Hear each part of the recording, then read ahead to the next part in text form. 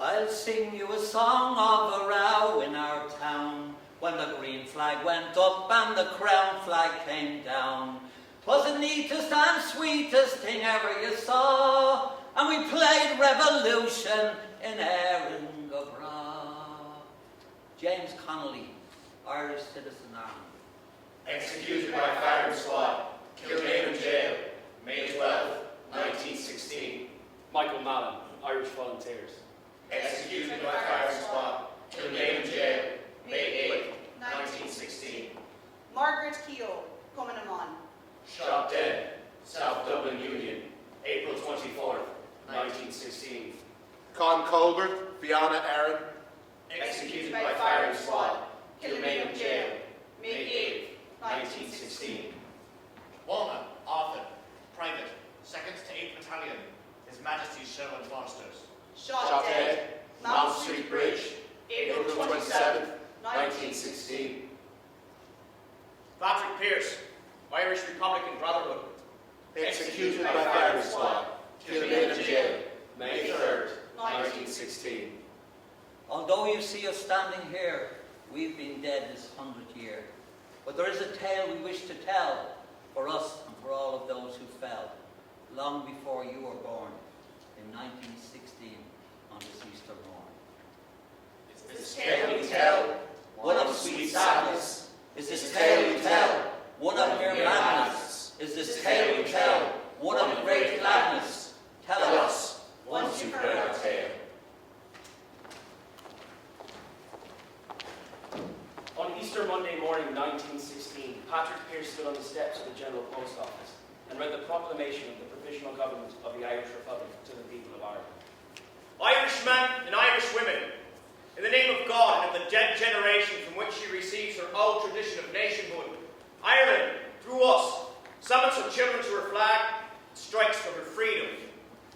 We declare the right of the people of Ireland to the ownership of Ireland and to the unfettered control of Irish destinies, to be sovereign and indefeasible.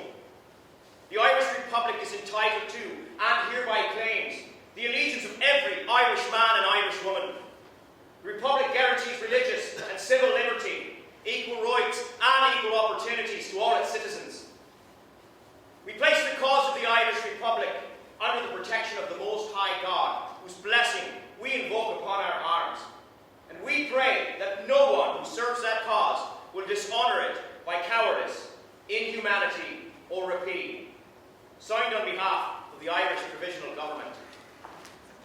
And so began the last of the Irish revolutions, when the Irish race would confront the Crown forces face to face.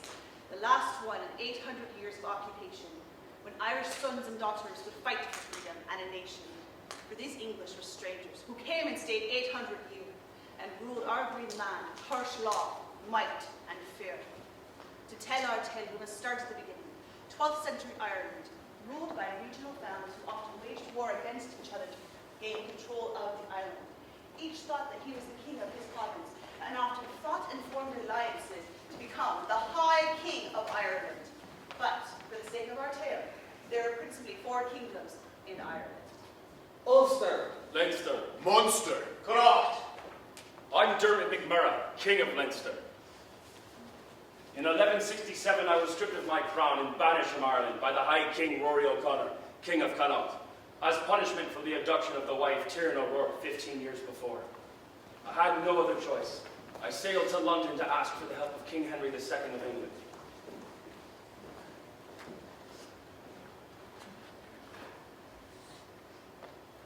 Your Majesty, I have told my tale and now must ask a boon. What is thy counsel? I have no ships or troops to lend thee, but I will grant thee permission to recruit from among the mercenary Norman knights in my service. I then sailed back to Ireland, and with the help of Henry's Norman knights, I won back my crown. Many of the Normans stayed in Ireland and were married into Irish families. It was said that they became more Irish than the Irish themselves. I married my beautiful daughter Eire to Richard de Clare, also known as Strongbow.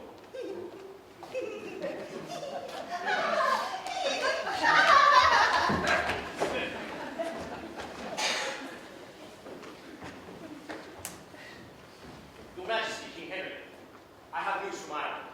What news then? Richard de Clare has married Diarmait.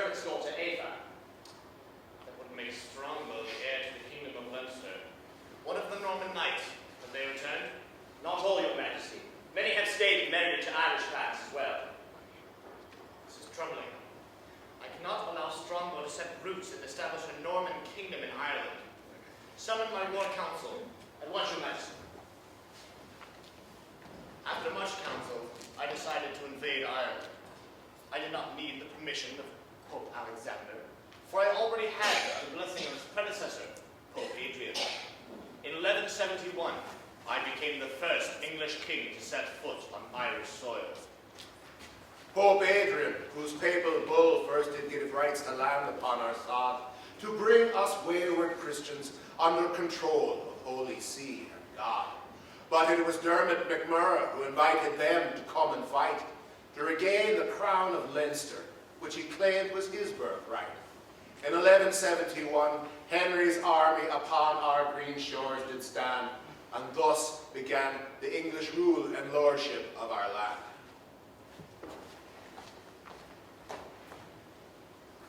There was many a struggle over these long years. Though we won some battles, they ended all in tears.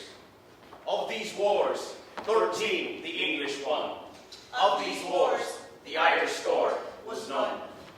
However, in 1580, Feat MacHugh O'Byrne 3,000 English to defeat, when on the plains of Glenmalure, in battle they did meet. Lift Mackay, your old your face, through the Nordy old disgrace, Blackfish William storm your place, throw you to the fen, raise the victory sure, to the fireman he's secure, till he met the Glenmalure, Feat MacHugh O'Byrne. Person swear, Lord Kildare, he will do what he will dare, now does William have a care, all it is your star alone, up with halberd, up with sword, on we'll go for by the Lord, Feat MacHugh has given the word, follow me up to Carlow.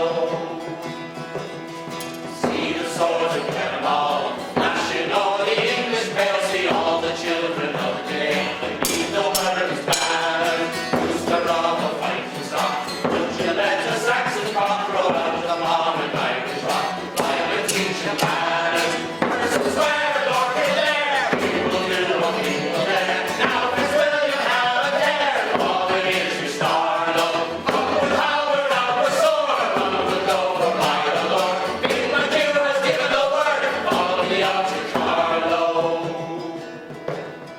From the Saggart to the border flows a stream of Saxon gore, praises roaring out the more, setting the loose to Hades, right to sing and take his lead, now for Blackfish William's head was send it over Tread Red, to Liza and her ladies, person swear, Lord Kildare, people do what people dare, now Prince William have a care, all it is your star alone, up with halberd, up with sword, on we'll go for by the Lord, Feat MacHugh has given the word, follow me up to Carlow!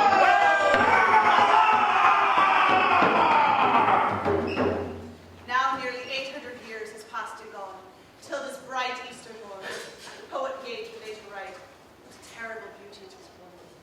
Ireland, in 1916, was controlled from Dublin Castle.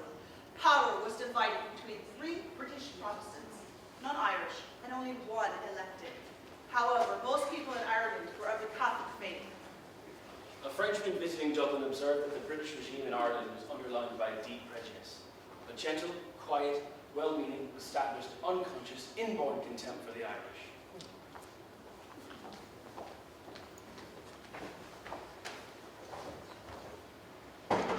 My name is John Redmond, leader of the Irish Parliamentary Party. In 1912, we have finally been successful in our negotiations with the British for the Irish Home Rule Bill.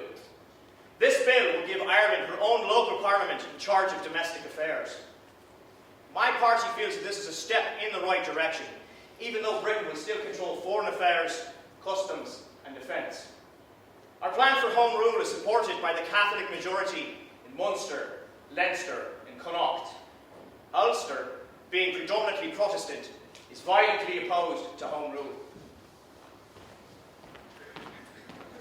Sir Edward Carson, proud Ulster Protestant, I oppose the implementation of home rule. Ulster is Ireland's industrial base, and our continued prosperity relies on a strong union with Britain. Home rule is a threat to our Protestant heritage. It would allow the Catholic Church too great an influence over our affairs. We vow to resist home rule's implementation, by force if necessary. I have therefore founded a militia, the Ulster Volunteer Force. We are trained, armed, and ready to defend Ulster. There was a chance in Ireland in 1912 of home rule. Said Carson up in Ulster, do you take us Protestants for fool? For if this Ireland is given, it won't be ruled from home. You can bet your Papish hat it'll be from the Vatican in Rome. So Carson and his unionists formed the Ulster Volunteers to make sure the English Parliament from this course did veer. And 60,000 Ulstermen did rally to the cry, for Ulster's forever union! No surrender till we die! And on the day they signed the covenant, many of the Orange Order proudly wore their sash and sang. It is old and it is beautiful, and its colours they are fine. It was worn and every arm and skin and the vine. My father wore it as a youth in the bygone days of yore, and on the 12th I love to wear the sash me father wore. On the green grassy slopes of Eoin, where Connolly and Mallin died, they fought for the glory of religion. Where on the green grassy slopes of Eoin, here I am, a loyal Orangeman, just across the sea. For singing and for dancing, I hope that I'll please thee. I can sing and dance with any man as I did in days of yore. And on the top I love to wear the sash me father wore. On the green grassy slopes of Eoin, where Connolly and his men fought and died, they fought for the glory of religion. Where on the green grassy slopes of Eoin.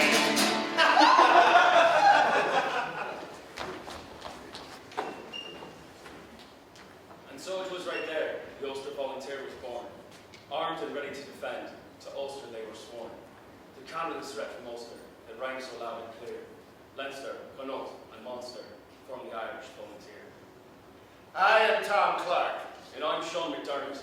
We're members of the Irish Republican Brotherhood, a secret oath-bound fraternal organisation. Our brotherhood is dedicated to the overthrow by physical force of the British occupation of Ireland. We are not interested in home rule. We demand total independence from Britain. We were founded in 1858 and since then participated in many of the attempted revolts against the occupation. Each new member must swear our oath of allegiance. In the presence of God, I do solemnly swear that I will do my utmost to establish the independence of Ireland.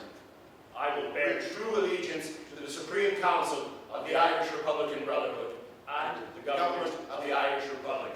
I will implicitly obey the Constitution of the Irish Republican Brotherhood and all my superior officers, and I will preserve inviolable the secrets of the organization. We see an opportunity to fund the IRB's aims by establishing a southern militia under the guise of countering the threat from Ulster. Our aim is to see Ireland a nation once again.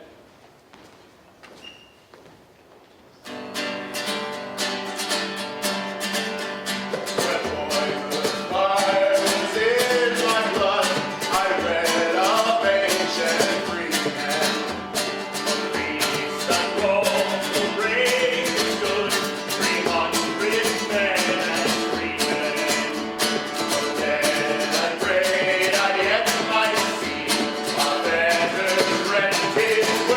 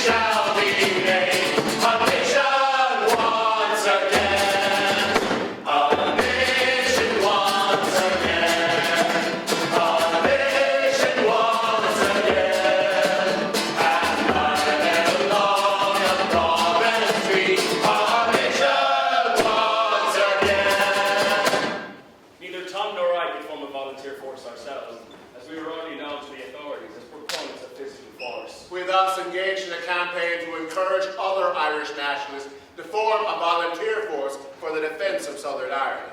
In 1913, we found the ideal candidate, Professor Eoin MacNeill, who was a professor who was not affiliated with the IRB and was a professor at the University College in Dublin of History. He had a reputation for integrity and political moderation with widespread appeal.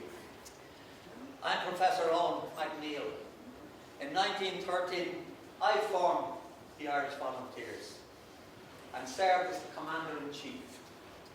Our objectives: to secure and maintain the rights and liberties of the whole of the people of Ireland, without distinction of creed, politics, or social grade. I believe that the best course of action to secure Ireland's future lies in cooperating with Britain, and I would only approve of armed resistance in order to secure the suppression of the volunteers. For I saw little hope of success in open conflict with the British Army. MacNeill had no idea that he was being manipulated, and he remained ignorant of our Brotherhood's true aspirations. Within a short time, his volunteer force would be completely infiltrated by the IRB.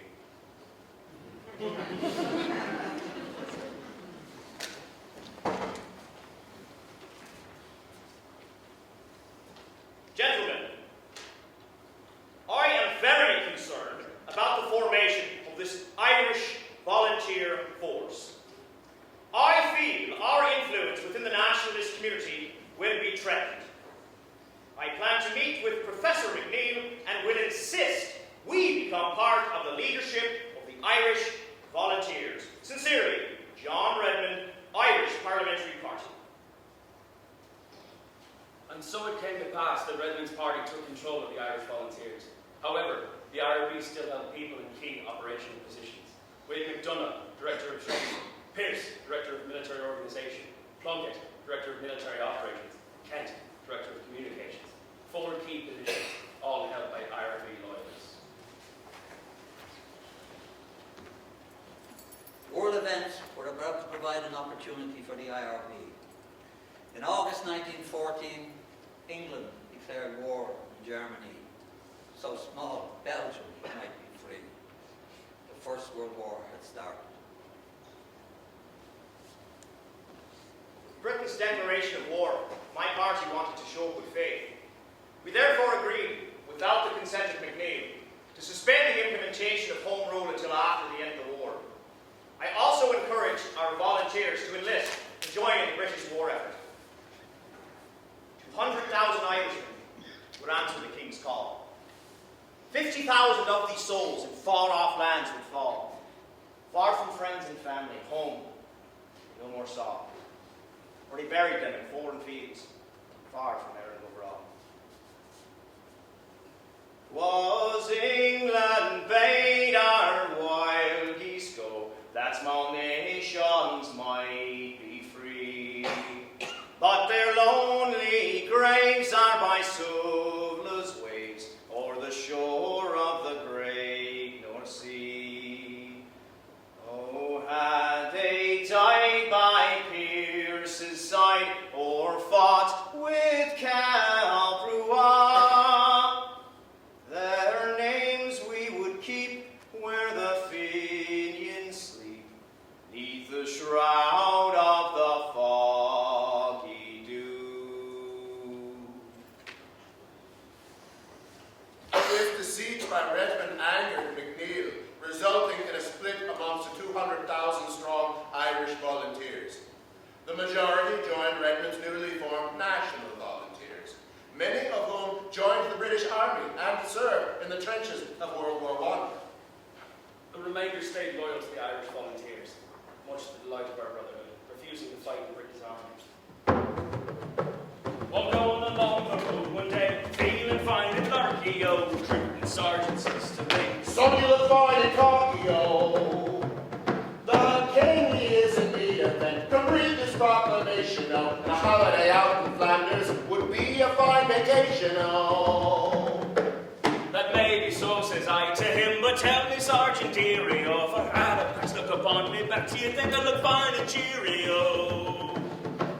You'd make me train and drill until you had me one of the Frenches, oh. It may be warm in Flanders, but it's drafty in the trenches, oh. The sergeant twiddled his wee bit cane, his smile was most provoking, oh. He twiddled and twiddled his wee moustache as he, you must be joking, oh. The sandals, oh, they are so high, the wind you'll not feel blowing, oh. So I went to the collie passing by, says, what if it's snowing, oh?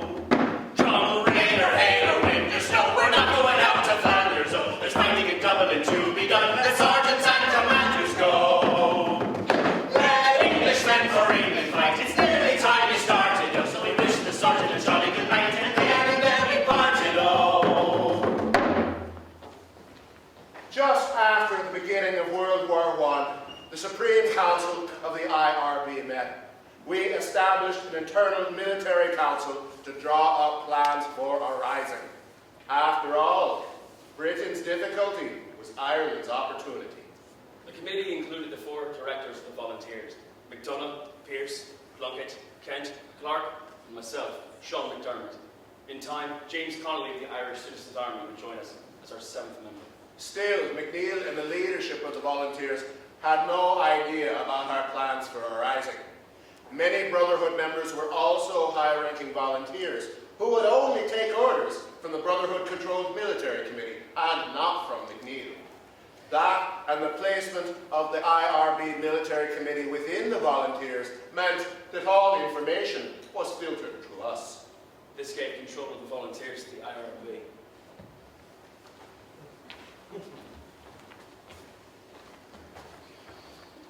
James Connolly, Irish Citizen Army. The Irish Citizen Army was a small group of trade union volunteers. We were formed in Dublin during the 1913 Labour lockout to protect striking workers from police violence. Having no access to guns, we armed ourselves with hurling sticks. In Dublin City in 1913, the boss was rich and the poor were slaves. The women were working and the children starving. Then on came Larkin like a mighty wave. The worker cringed when the boss man thundered. 70 hours was his weekly chore. He asked for little and less was granted. They gave them little, case they'd ask for more. In the month of August, the boss man told us no union member for him could work. We stood by Larkin and told the boss man we'd fight or die, but we wouldn't shirk. 8 months we fought and 8 months we starved. We stood by Larkin through thick and thin. But foodless homes and the crying of children, they broke our hearts and we couldn't win. When Larkin left us, we seemed defeated. The night was dark for the working man. Then on came Connolly with new hope and counsel. His motto was that we'd rise again. After the strike's failure, I assumed control of the union. I believe in achieving political change through physical force in the Fenian traditions of the IRB. I am a Marxist and an Irish Republican. When I assumed control in 1913, I envisioned that the Citizen Army should be used as a revolutionary force. In January 1916, I was inducted into the Brotherhood's Supreme Council, committing the resources of the Citizen Army to the revolution.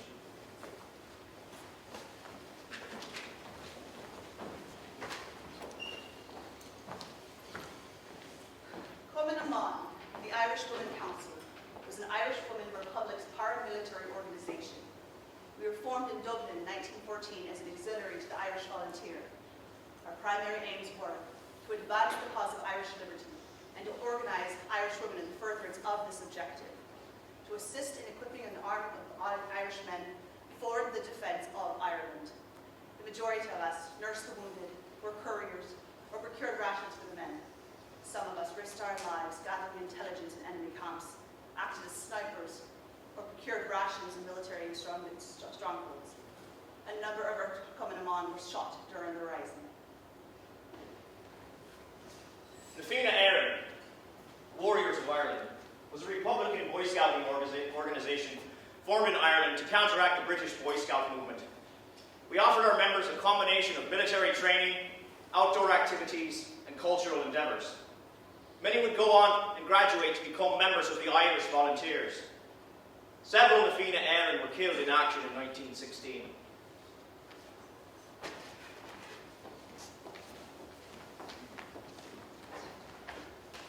And so the scene was set. The IRB Military Committee, operating within the Irish Volunteers, set in motion plans for revolution on Easter Sunday 1916. Immediately after the British declared war on Germany, the IRB approached the German embassy through its American sister organisation, Connolly, seeking support for a revolution in Ireland before the end of the war.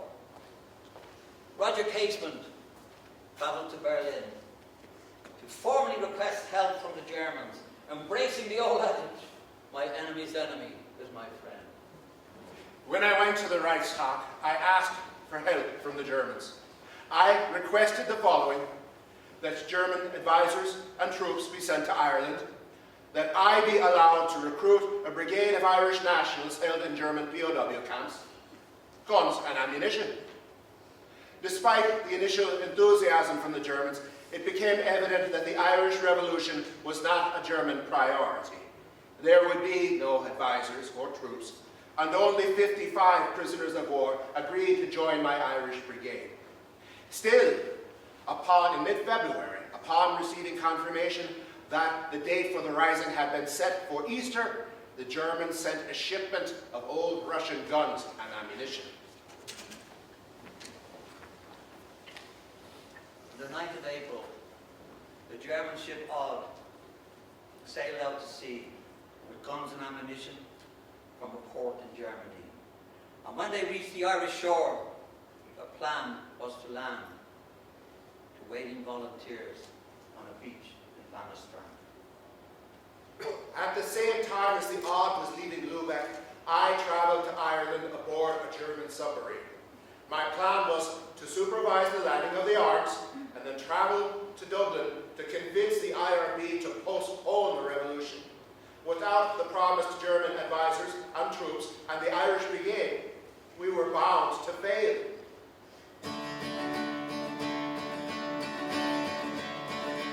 Was on Good Friday morning, just at the break of day, the German ship started signaling beyond out in the bay. We have 20,000 rifles already for to land, but no answering signal did come from the lonely Bannistrand. A car was speeding down the road through the early morning gloom. A sudden turn all in the road, it went crashing to its doom. And two young lads lay dying there, just like their hopes so grand. No answering signal would come from the lonely Bannistrand. No answering signal comes from shore. Now my heart is filled with dread. No comrades here to meet me. Alas, they must be dead. But I must do my duty, and at once I need to land. And in a small boat rowed ashore to the lonely Bannistrand. I landed landed on the Bannistrand and was soon arrested. The British Navy intercepted the ship, and the captain scuttled her rather than letting the British take possession of the arms. 3 days before the revolution, I discovered that the manoeuvres were not a drill, but a revolution. I immediately agreed, only when I heard of Casement and his ammunition from Germany. But on Saturday, when I heard that Casement was captured and the guns were scuttled at sea, I immediately sent out an order cancelling the revolution to every city and town. I even posted in the Sunday paper, ordering volunteers to stand down. After hearing what MacNeill had done, we met early Sunday morning to decide our path forward. In order to allow time to countermand MacNeill's order, we were forced to suspend the uprising for 24 hours. Unbeknownst to the IRB, British Admiralty had already cracked German communication codes between Berlin and Washington. They knew that a revolution was being planned. But, because of poor communication, British administration in Dublin was slow to act, and so planned to arrest the volunteer leaders on Easter Monday afternoon. By then, the revolution had already started.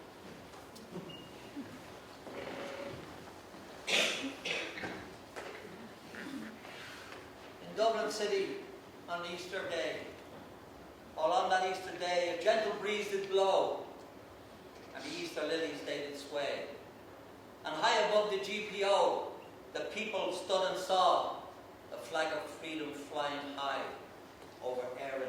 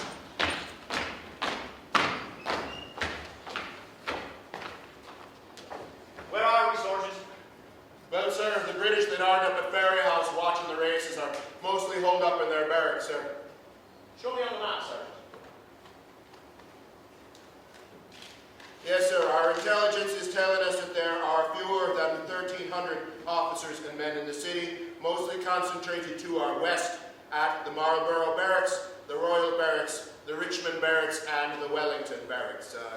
There is a small outpost guarding the magazine at Phoenix Park and a few other locations across the city here and here. Make sure that we keep eyes on the North Wall and Kingstown ports, as well as the Kingsbridge, Parkgate and Amiens railway stations. Yes, sir.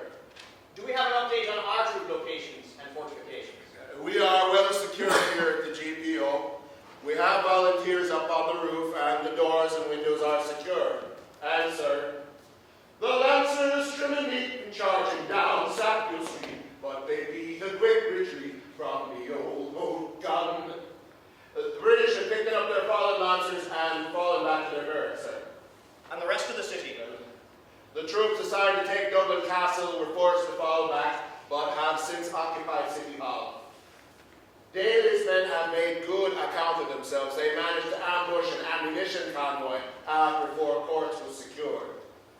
And here's to Ned Daly and all his command. From the Four Courts to Broadstone, their fighting was grand. For the might of the Empire, they cared not a straw.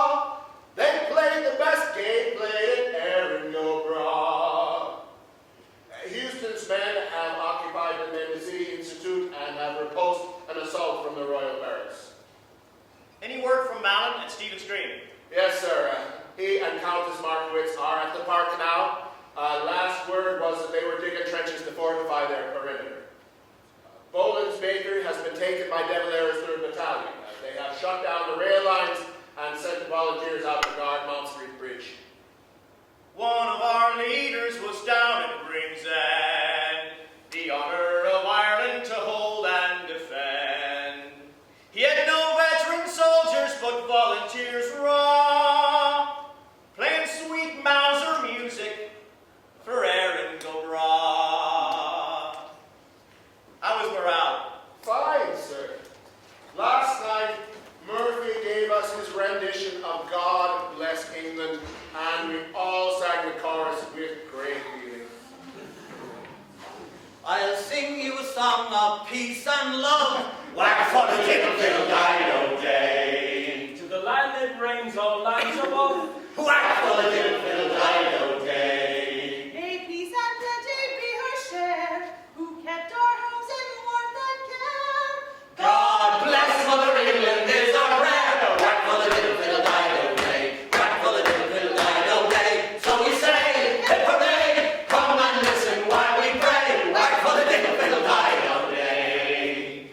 When we were savage, fierce and wild, Whack for the little fiddle dido day. She came as mother to her child. Whack for the little fiddle dido day. She gently raised us from the slime, kept our hands from hellish crime, And sent us to heaven in her own good time. Whack for the little fiddle dido day. Whack for the little fiddle dido day. So we say, hip hooray, come and listen while we pray. Whack for the little fiddle dido day. What our fathers oft were naughty boys. Whack for the little fiddle dido day. For guns and bikes are dangerous toys. Whack for the little fiddle dido day. From Bernable to Vinegar Hill, we made poor England weep her fill. Our Britannia loves us still. Whack for the little fiddle dido day. Whack for the little fiddle dido day. So we say, hip hooray, come and listen while we pray. Whack for the little fiddle dido day. now Irishmen, forget the past. Whack for the little fiddle dido day. And think of a time that's coming fast. Whack for the little fiddle dido day. when we shall all be civilized, neat and clean and well advised. Well, won't Mother England be surprised? Whack for the little fiddle dido day. Whack for the little fiddle dido day. So we say, hip hooray, come and listen while we pray. Whack for the little fiddle dido day. Any areas of concern? Yes, sir, there was one civilian casualty at Jacob's Biscuit Factory. The volunteers shot a man because he was trying to dismantle one of our barricades. That is unfortunate. Yes, sir. There was another bad bit of business during the fighting at the South Dublin Union. I was at the South Dublin Union when the fighting started. The volunteers had taken over the Union, and all was quiet until the British attacked. I remember I was on the 2nd floor when I first heard the sounds of shouting and the sounds of gunfire. As I was walking down the steps, I looked and the air was full of sulphur. I saw a young man clutching his side of the entranceway. I just wanted to help him. As I knelt to tend his wounds, I was shot.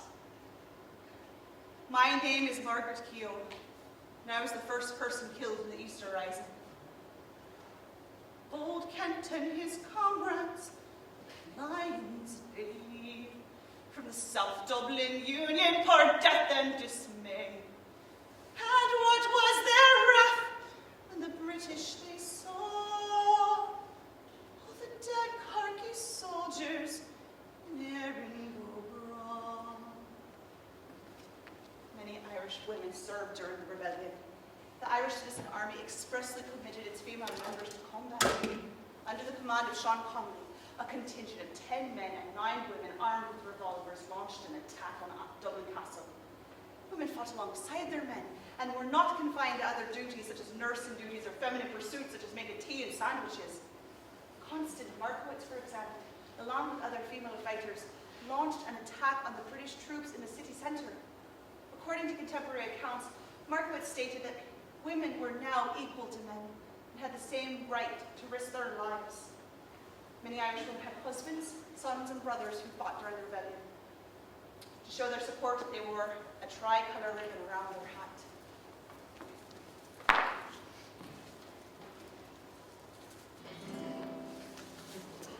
I had a true love, if ever a girl had one.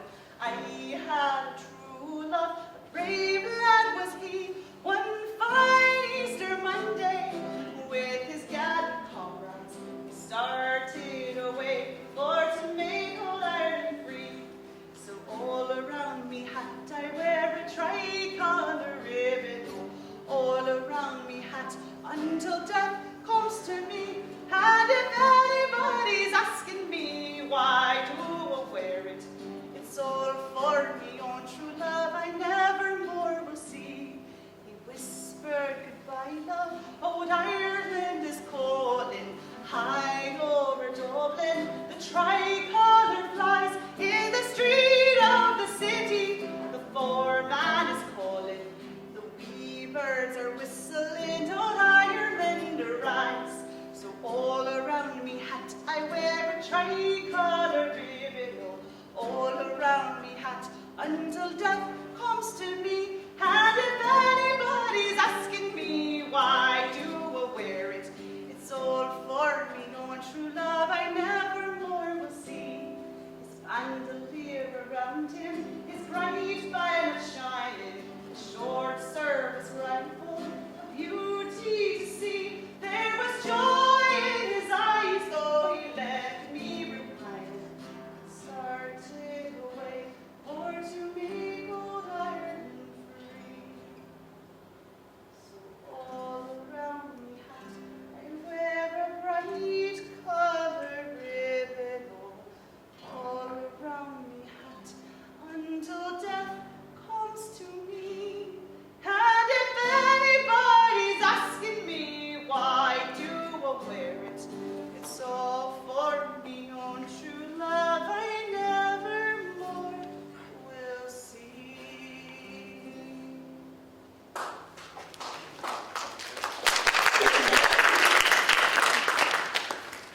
At the end of the first day, it was apparent that the British were totally unprepared for the rebellion.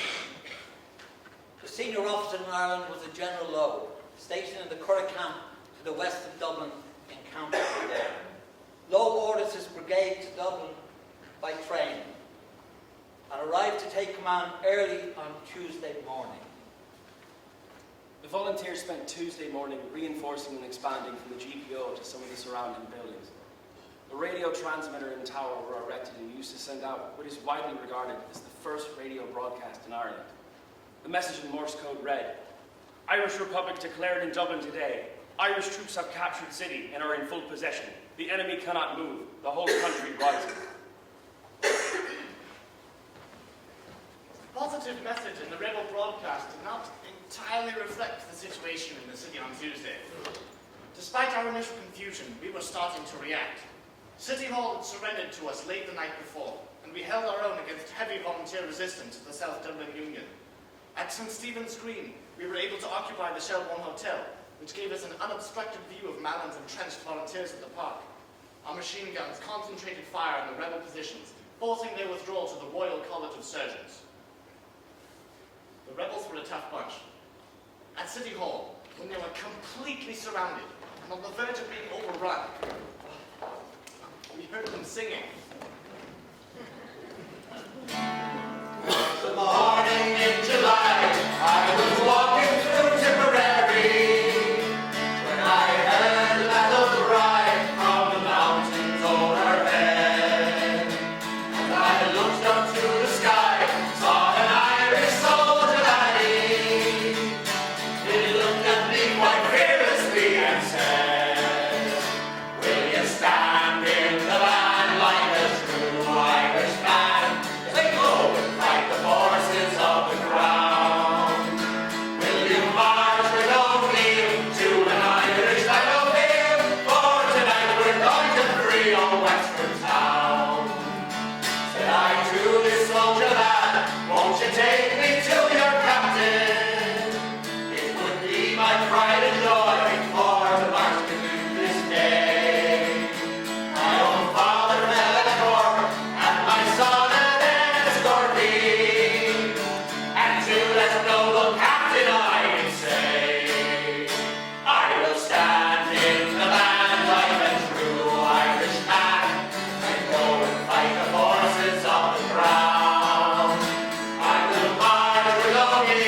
to an Irish battlefield, for tonight we're going to free old Wexford town. As we march home again in the shadow of evening, our banners heading low in remembrance of our dead. As we march home again, but without our solidarity, I never will forget those words he said. Will you stand in the land like a true Irish man? We go and fight the forces of the crown. Will you march with O'Neill to an Irish battlefield? For tonight we're going to free old Wexford town. Tuesday wasn't all bad news for the volunteers. The Annesley Bridge post fired on British troops repairing the rail lines at Phoenix Park and inflicted numerous casualties on the British troops before being forced to retreat. In addition, MacDonald's forces at Jacob's Biscuit Factory were a continual source of harassment to the British troops at the Portobello Barracks and surrounding area. With the breakdown of law and order, many of the shops in Sackville and the adjoining streets were looted from Tuesday onwards. Oh, Mary, we look so glamorous all over. Myself and Bridget are in the clover. We smashed the window in Claire's store, and now we have hats and dresses galore. What have you got there, Philip?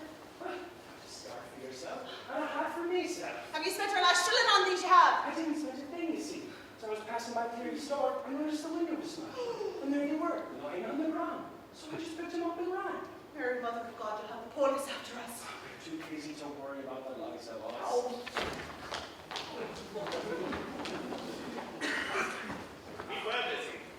From Wednesday on, the gunboat HMS Helga shelled Liberty Hall, the GPO, and all of Sackville Street from our anchorage in the Liffey. We overran the Mendicity Institute, forcing the surrender of Houston and his volunteers. I was marching from Kingston Port toward the city centre with my battalion, the Sherwood Forsters. Unfortunately for us, our march to the city had been anticipated by the rebels, who posted small parties in the buildings overlooking our route up Northumberland Road. After a few small skirmishes, we arrived at Mount Street Bridge, where the volunteers were waiting. On arrival, they opened fire.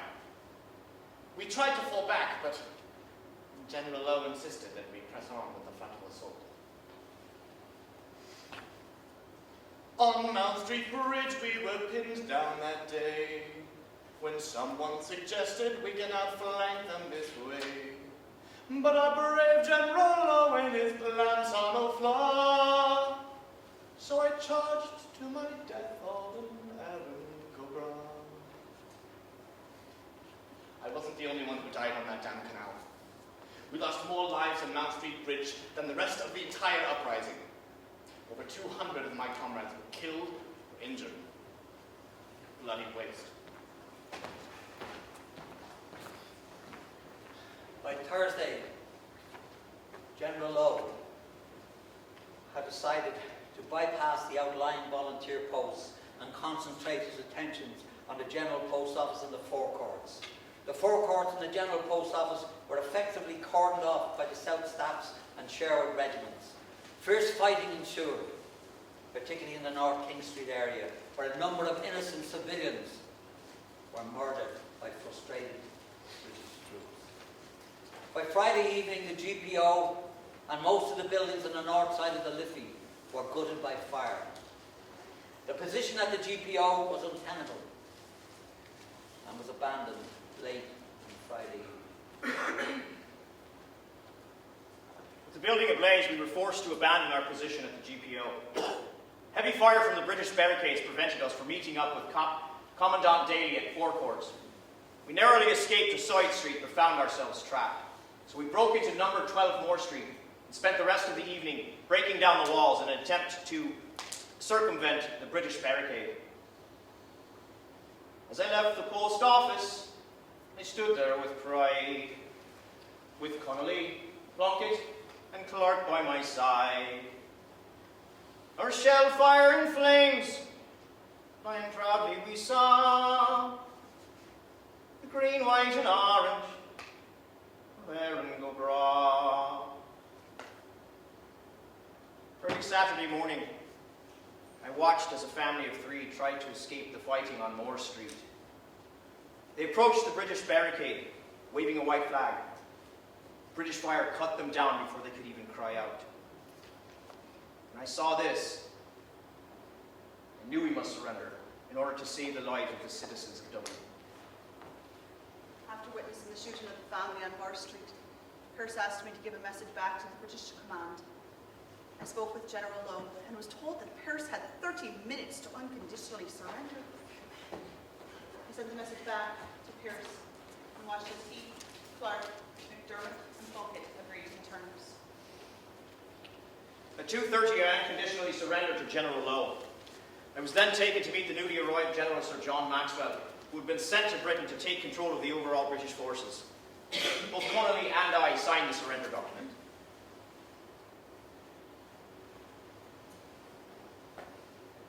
In order to prevent the further slaughter of Dublin citizens and the hope of saving the lives of our followers, now surrounded and hopelessly outnumbered, the members of the provisional government present at headquarters have agreed to an unconditional surrender. And the commandants of the various districts in the city and country will order their commands to lay down arms. I was asked by Pearse to give this message to other garrisons. It took till late April the 30th, Sunday, before the last one reluctantly agreed to the terms. On Sunday night, the moon shone bright, as people gathered round to see the sight. Old Dublin town in fire and in rubble lay. Some came to scorn, others knelt to pray. Night was dark and the fight was over. Moon shone down O'Connell Street. I stood alone where brave men perished. Those men have gone, they're gone to meet. My only son was shot in Dublin, fighting for his country bold. He fought for Ireland and Ireland only. The harp, the shamrock, reed white and gold. MacDermott is a grey-haired father, looking for his only son. I said, old man, there's no use searching. Up to heaven, your son has gone.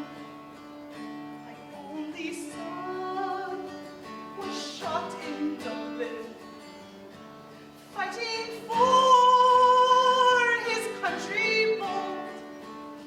He fought for Ireland and Ireland only. The harp, the shamrock, green, white, and gold. The last I met was a dying rebel.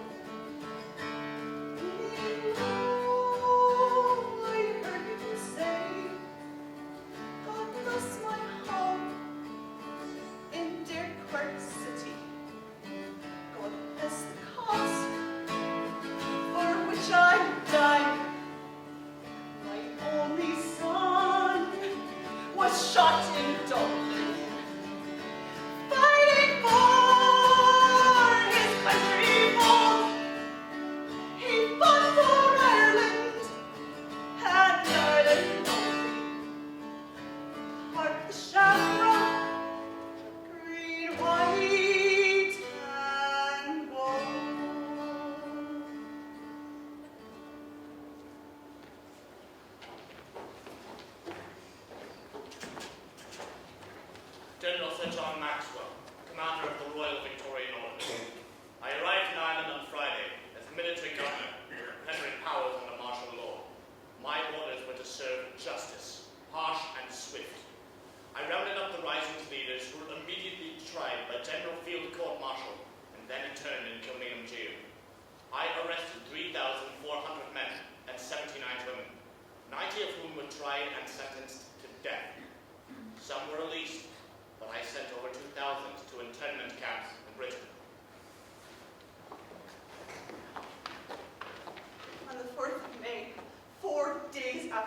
surrendered.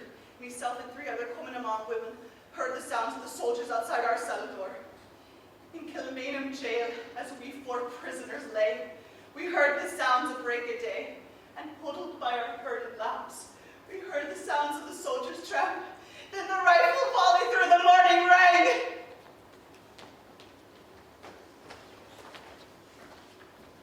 That morning, Clark, MacDonagh, and Pearse were executed by firing squad. At the surrender, Pearse wrote a number of poems and a letter to his mother. These were suppressed by General Maxwell and were not released to the family till 1922.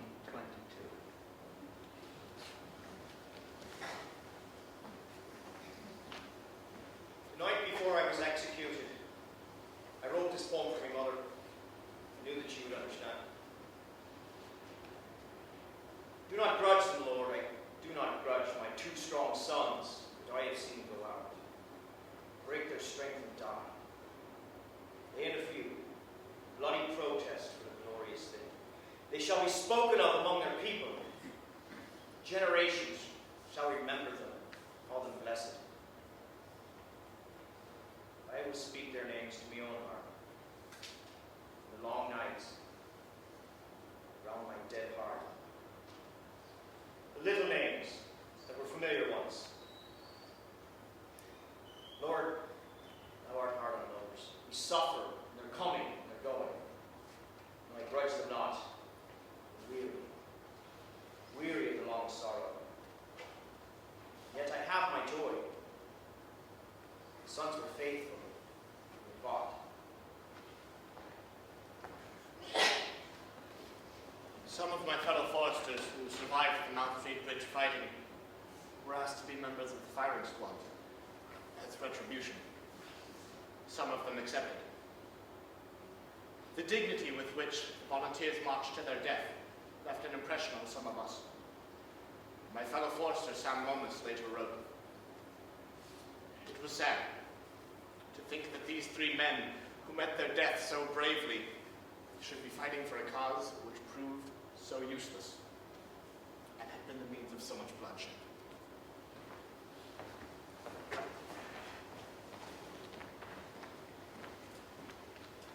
On the 4th of May, Plunkett, O'Hanrahan, Daly and Pearse Willie were executed by firing squad in Kilmainham jail. A few hours before my execution, I was married in the prison chapel to my sweetheart Grace Gifford. We planned to get married on Sunday, but agreed to postpone until after the uprising.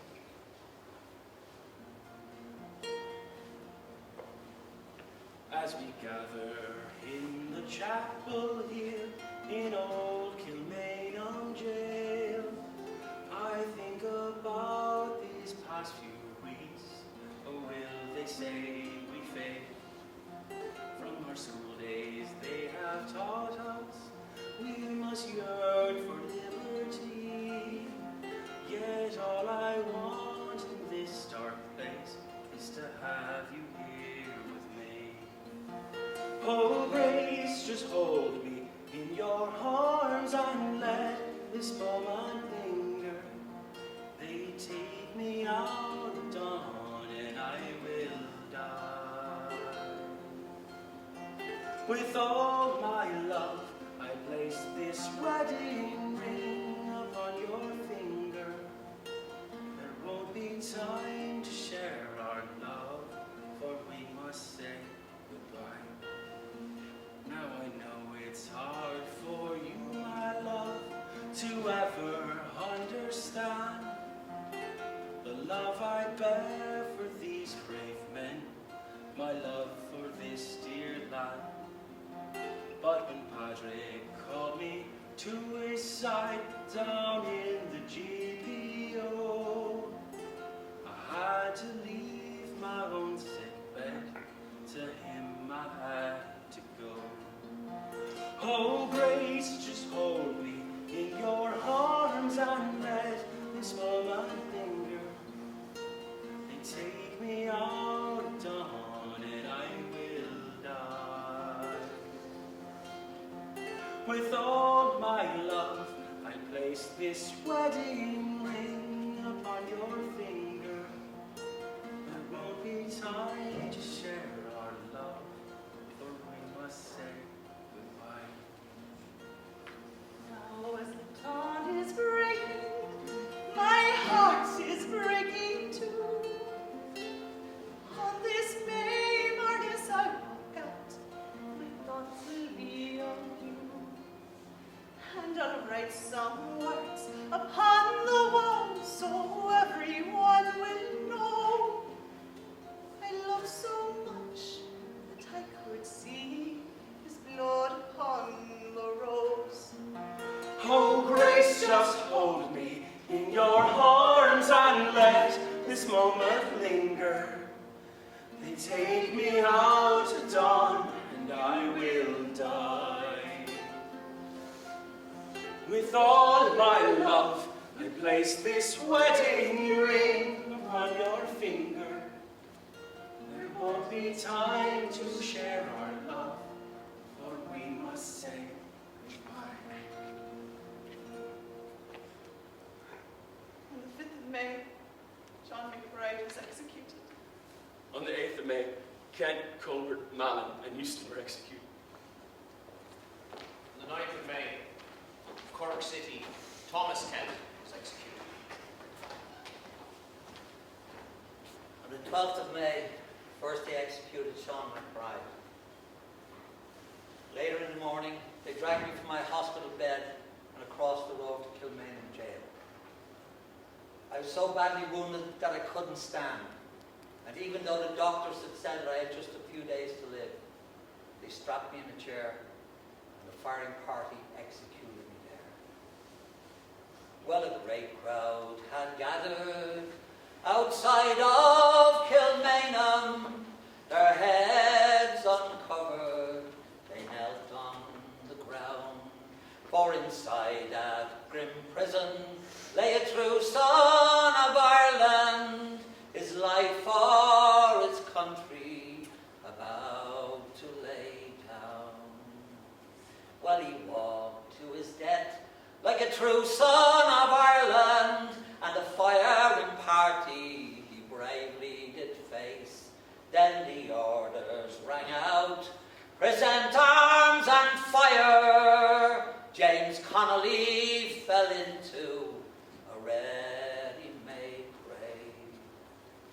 The black flag was hoisted, the cruel deed was over. Gone was a man who loved Ireland so well. There was many a sad heart in Dublin that morning. They murdered James Connolly, the Irish rebel.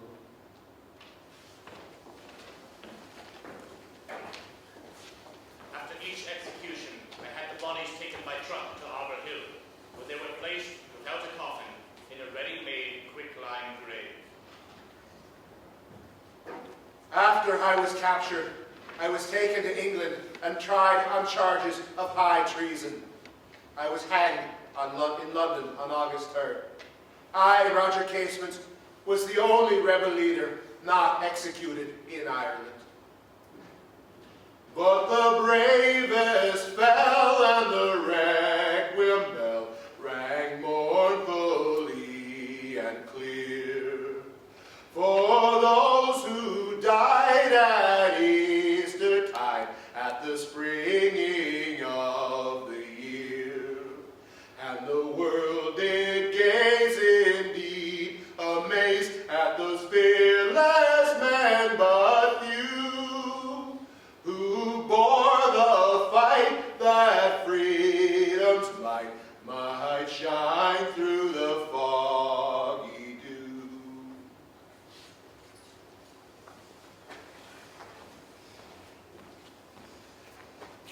The centre of Dublin stood in a daze. Entire blocks smouldered and smoke hung in the air. The damage to the buildings would take months to repair. Eventually Dublin City, to its splendour, would be rebuilt, but it would take years to come to terms with the human cost killed. 64. Rebels wounded. Figures unknown. Rebels executed. 16. British killed. 132. 22 Irish born. British wounded. 397. Royal Irish Police killed. 16. All Irish. Civilians killed.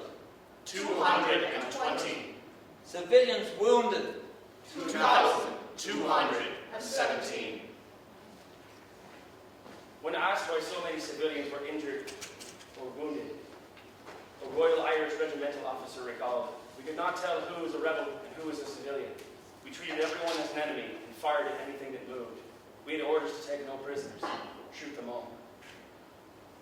Initially, there was very little support for the revolution. The Northern Unionists saw their bargaining power increase with the devastation of the volunteers. The Irish Parliamentary Party looked upon them as traitors and saw them as unraveling all of the work that had been done towards home rule. The Catholic Church condemned the rebels. Women who had husbands fighting in the front lines of France cursed the rebels with a vengeance, confronting them as they were marched to their internments. Ah, oh, you idiots, go to hell, look what you did to me. You wrecked our bleeding city, it's in pieces, can't you see? And here I am, a soldier's wife, Johnny o'er the sea, fighting for the King of France, the small nations might be free.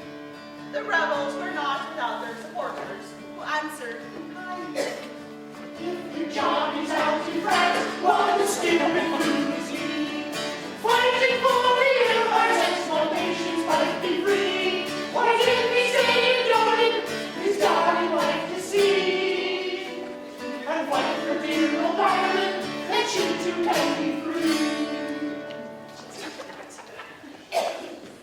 Initially, the loss of life and the damage to the city fueled anger in the people. For the rebels, they had no pity. But as time passed and the military's abuse of martial law, hearts softened towards their brave boys fighting for Ireland abroad. Did you hear that James Connolly had to be strapped to a chair to be executed? Tain't right, I tell you. It's like what they did with Willie Pearce. It never had nothing to do with any of the planning. They just killed him because he was Patrick's brother. They were killing people for no good reason. I heard they killed 15 people on North King Street, and they're pretending like it never even happened. You know, the ones that they shot in the prisons, they're not even releasing their bodies back to their families. My cousin Seán said they took the bodies and just dumped them into a quicklime pit up in the old prison yard in Arbor Hill. You know, you can't even walk down the street without being looked at or questioned by an Irish soldier. I'm afraid to leave my own house. I hear that Maxwell is rounding up folks all over the country who didn't even raise a finger. Word is they're sending him overseas to prison camps. If Maxwell decides you're guilty, you don't even get a trial. You just get taken away. In prayer and in waiting, the dark days passed over. The war of the gun brought no message to me. I prayed for Ireland, I prayed for me lover, that he might be safe and old Ireland be free. The struggle had ended, they brought me story, the last whispered message he gave unto me. I was true to the land, love, fought for her glory, and gave up me life for to make old Ireland free. So all around me hat I wear a bright colour ribbon, oh, all around me hat until death comes to me. And if anybody's asking me why do I wear it, it's all for me, don't you love, I never more will see.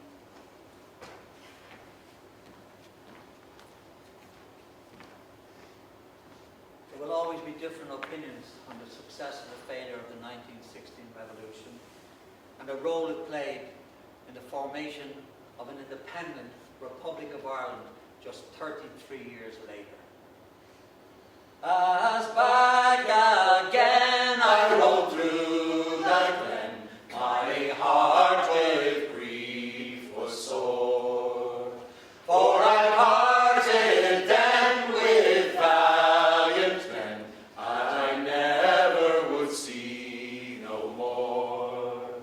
But to and fro in my dreams I go, and I kneel and I pray for you. For slavery fled, oh rebel dead, when you fell in the foggy dew. And so we six, we leave the stage, but in Ireland's history there's still many a page. Till the Ireland would a republic be, with the green, white and orange waving free. But these are tales for another time. Is this tale we told, one of sweet sadness? Is this tale we told, one of mere madness? Is this tale we told, one of great gladness? Now here's to old Dublin and our sons of renown. In the long generations the stories go down, and the children will tell how their forefathers saw